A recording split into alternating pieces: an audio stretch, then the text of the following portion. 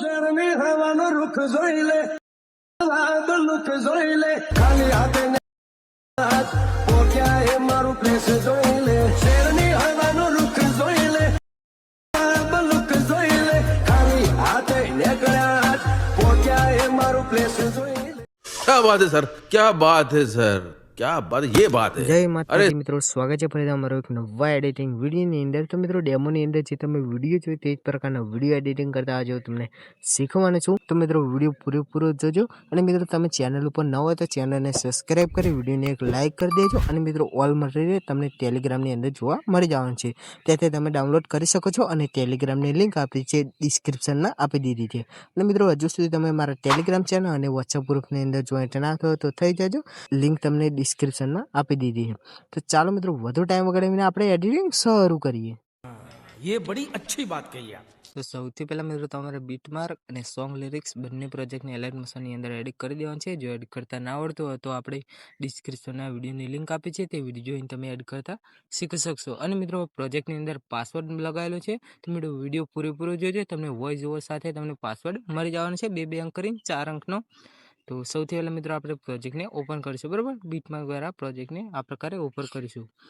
તે પહેલાં મિત્રો જણાવી દો કે જે પણ ભાઈઓને એડિટિંગ નથી આવડતું અથવા તો તેમની પાસે એડિટિંગ કરવાનો ટાઈમ નથી, તો તે લોકો મારી પાસે એડિટિંગ કરાવી શકે છે. ડિસ્ક્રિપ્શનમાં મારો નંબર મળી જશે, વોટ્સએપની અંદર મને મેસેજ કરી શકો છો. અને મિત્રો વિડીયો એડિટિંગનો ચાર્જ રહેશે, જે હું તમને વોટ્સએપની અંદર કહી દઈશ. તો ચાલો મિત્રો વિડીયોમાં આગળ વધીએ. તો મિત્રો આઇકન તમે જોઈ શકો છો આ પ્રકારે હશે. તો આઇકન ફોન્ટ ચેન્જ કરવાનું રહેશે. તો આ પ્રકારે મિત્રો તમારે આઇકન જે ટેક્સ્ટ લખેલું છે તેના પર ક્લિક કરવાનું છે અને એડિટ ટેક્સ્ટમાં જઈને તમારે અહીંથી કેપ 023 વાળો ફોન્ટ સિલેક્ટ કરી લેવાનો છે. અને મિત્રો આઇકન જેટલા પણ ફોન્ટ બીજું જે વધારાનું મટીરિયલ યુઝ થાય છે તે બધું તમને ઝીપ ફાઇલની અંદર મળી જશે. અને ઝીપ ફાઇલ ટેલિગ્રામની અંદર લિંક આપેલી જ છે, બરાબર, ત્યાંથી તમે ડાઉનલોડ કરી શકો છો.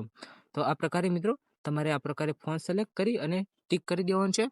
ત્યારબાદ મિત્રો આઇકન આગળ એક નાનો ટેક્સ્ટ લેયર હશે, તેના પર ક્લિક કરવાનું છે. તેને એડિટ ટેક્સ્ટમાં જઈને તમારે અહીંથી કેપ 51 વાળો ફોન્ટ સિલેક્ટ કરી લેવાનો છે. ત્યારબાદ મિત્રો તમારે ટિક કરી દેવાનું છે.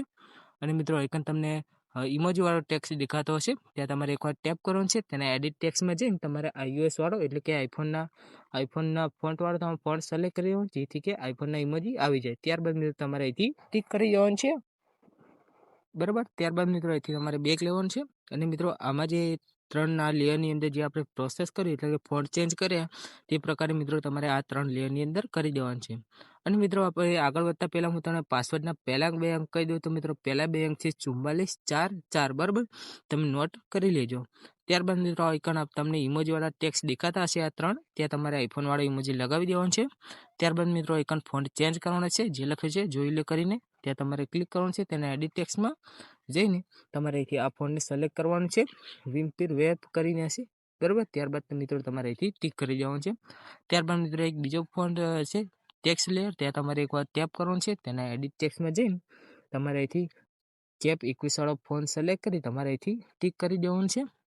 આટલું કર્યા બાદ મિત્રો આઇકન આપણે ફોટોને એડ કરીશું. તો સૌથી પહેલાં આ ઓપ્શનને ક્લિક કરી પહેલાં બીટી આવીશું અને પ્લસ ઉપર ક્લિક કરી મીડિયામાં જઈને તમારે તમારો ફોટો સિલેક્ટ કરવાનો છે. તો મિત્રો આ પ્રકારે તમારે શું કરવાનું છે, તમારે જે ફોટો રાખવો હોય તે ફોટો તમારે અહીંથી સિલેક્ટ કરી દેવાનો છે. અને 3 ડોટે ક્લિક કરી ફિલ ટુ કમ્પોઝ એરિયા કરી દેવાનું છે. ત્યારબાદ મિત્રો તમારે આ ઓપ્શનને ક્લિક કરવાનું છે અને ફરી વખત ક્લિક કરી આ ઓપ્શનને ક્લિક કરી ફોટોને લાસ્ટ સુધી લાવી દેવાનો છે. ત્યારબાદ મિત્રો તમારે બેક લેવાનું છે અને આ પ્રકારે ફોટોને પકડીને નીચે લાવવાનું છે અને આઇકન રાખી દેવાનું છે. આટલું કર્યા બાદ મિત્રો તમારે એક ફોટા ઉપર ફરીથી તમારે ટેપ કરવાનું છે, બરાબર. આ પ્રકારે ફોટા ઉપર ટેપ કરી એના મૂવ એન્ડ ટ્રાન્સફોર્મ પર ક્લિક કરી તમારે અહીંથી ફોટોને સરખી રીતે સેટ કરી દેવાનું છે. કારણ કે મિત્રો આઇકન સોંગ લિરિક્સ આવશે, બરાબર, એ જગ્યાએ સોંગ લિરિક્સ આવશે, તો મિત્રો ત્યાં આપણે થોડી જગ્યા છોડીશું, બરાબર. તો આ પ્રકારે મિત્રો તમારે ફોટાને ઝૂમ કરીને તમારે સરખી રીતે ફોટાને સેટ કરી દેવાનું છે, જે પ્રકારે હું સેટ કરું છું, બરાબર. અને આ પ્રકારે મિત્રો તમારે બેક લેવાનું છે. ત્યારબાદ મિત્રો આપણે સોંગ લિરિક્સને એડ કરીશું. તો જાશું સોંગ લિરિક્સવાળા પ્રોજેક્ટની અંદર. તો આ પ્રકારે મિત્રો સોંગ લિરિક્સવાળા પ્રોજેક્ટને ઓપન કરીશું. અને મિત્રો આઇકન પણ ફોન્ટ ચેન્જ કરવાનું રહેશે. તો તમારે આઇકન આ પ્રકારે નીચે જશો એટલે મિત્રો આ પ્રકારે તમારે ટેક્સ્ટની લેયર ઉપર તમારે ક્લિક કરવું છે. તેના એડિટ ટેક્સ્ટમાં જઈને તમારે અહીંથી કેપ 23 વાળો ફોન્ટ સિલેક્ટ કરી તમારે ટિક કરી દેવાનું છે.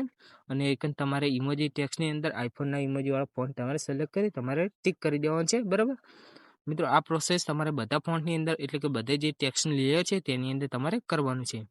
ત્યારબાદ મિત્રો તમને આઇકન પ્લસ કરીને આવું આઇકન દેખાતું હશે ત્યાં તમારે એકવાર ટેપ કરવાનું છે અને મિત્રો સિલેક્ટ પર લખેલું હશે ત્યાં તમારે ક્લિક કરી ફરીથી મિત્રો ક્લિક કરી અને આ લેયરને તમારે કોપી કરી લેવાનું છે. ત્યારબાદ મિત્રો અહીંથી બેક લેવાનું છે તમારે અને ફરી બેક લઈ તમારે બીટમાર્ક વાળા પ્રોજેક્ટને ઓપન કરવાનું છે. ઓપન કરી મિત્રો તમારે આ ઓપ્શન દેખાય છે ત્યાં તમારે એકવાર ટેપ કરવાનું છે અને મિત્રો આ ઓપ્શનને ક્લિક કરી તમારે જે કોપી કરેલી લેયર હતી તેને આઇકન તમારે પેસ્ટ કરી દેવાનું છે. આ પ્રકારે પેસ્ટ કર્યા બાદ મિત્રો તમારે જોવાનું છે કે તમારો ફોટો સરખી રીતે સેટ થાય છે કે નથી થતો. જો નથી થતો તમારે ફોટા પર ક્લિક કરી એના મૂવ એન્ડ ટ્રાન્સફોર્મના ક્લિક કરી ફોટાને થોડો ઝૂમ કરી લઈશું અને મિત્રો સરખી રીતે ફોટાને સેટ કરી લઈશું. બરાબર આ પ્રકારે અને અહીંથી બેક લઈ લઈશું. ત્યારબાદ મિત્રો આપણે આઇકન ઇફેક્ટ લગાવીશું તો તમને આઇકન ઇફેક્ટ વાળું ગ્રુપ દેખાતું છે ત્યાં મિત્રો તમારે લોંગ પ્રેસ કરવાનું છે સાઇડની અંદર અને આ પ્રકારે મિત્રો તમારે ઉપર લાવી દેવાનું છે અને ત્યારબાદ મિત્રો તમારે ગ્રુપ ઉપર ક્લિક કરવાનું છે અને 3 ડોટે ક્લિક કરી અહીંથી મિત્રો તમારે અનગ્રુપ કરી દેવાનું છે જેથી કે મિત્રો તમારી ઇફેક્ટો લાગી જશે. ત્યારબાદ મિત્રો આઇકન આપણે બેકગ્રાઉન્ડને એડ કરીશું તો આ ઓપ્શનને ક્લિક કરી ફર્સ્ટમાં આવીશું પ્લસ ઉપર ક્લિક કરીને મીડિયામાં ક્લિક કરી અને અહીંથી તમારે બેકગ્રાઉન્ડ લઈ લેવાનું છે. તો હું અહીંથી બેકગ્રાઉન્ડને સિલેક્ટ કરીશું. બરાબર આ પ્રકારે મિત્રો તમારી ગેલેરીની અંદર હશે તો તમારે આ પ્રકારે કરી દેવાનું છે અને જીપ ફાઇલની અંદર પણ તમને આ બેકગ્રાઉન્ડ જોવા મળી જશે. તો હું અહીંથી ફટાફટ મારું બેકગ્રાઉન્ડ સિલેક્ટ કરી લઉં છું. તો મિત્રો તમારે આ પ્રકારે બેકગ્રાઉન્ડને સિલેક્ટ કરી દેવાનું છે.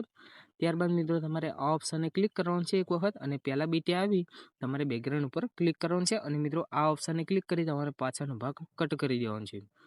ત્યારબાદ મિત્રો તમારે આ પ્રકારે બેક લઈ અને મિત્રો આ પ્રકારે લોંગ પ્રેસ કરી તમારે જે બેકગ્રાઉન્ડ છે તેને તમારે નીચે તરફ સ્ક્રોલ કરવાનું છે આ પ્રકારે. બરાબર જે પ્રકારે હું કરી રહ્યો છું તે પ્રકારે મિત્રો તમારે કરી અને મિત્રો જે તમારી સોંગની જે લાઈન છે ત્યાં સુધી મિત્રો તમારે લાવી અને આ બેકગ્રાઉન્ડને તમારે રાખી દેવાનું છે. બરાબર આ પ્રકારે મિત્રો તમે નીચે જશો એટલે મિત્રો આ પ્રકારે તમારે આવી જશે અને મિત્રો આ પ્રકારે તમારે સોંગની લાઈન છે તેની નીચે રાખી દેવાનું છે ઉપર.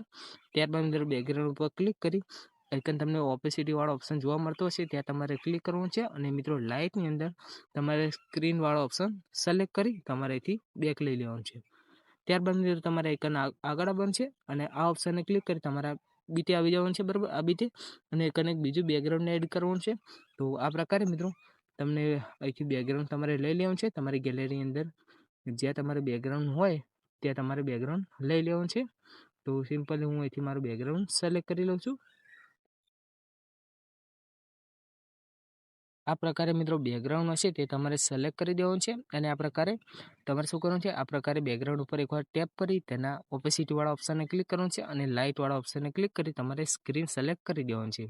ત્યારબાદ મિત્રો તમારે અહીંથી બેક લેવાનું છે અને મિત્રો આટલું કરશો એટલે મિત્રો તમારું જે સ્ટેટસ છે તે બનીને એકદમ રેડી થઈ ગયું છે.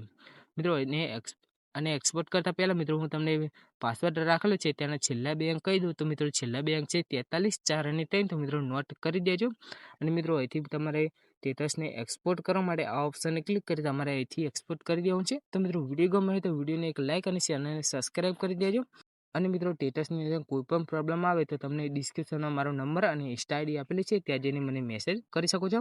તો મિત્રો મળીએ એક નવા એડિટિંગ વિડીયોની અંદર. ત્યાં સુધી મિત્રો જય માતાજી.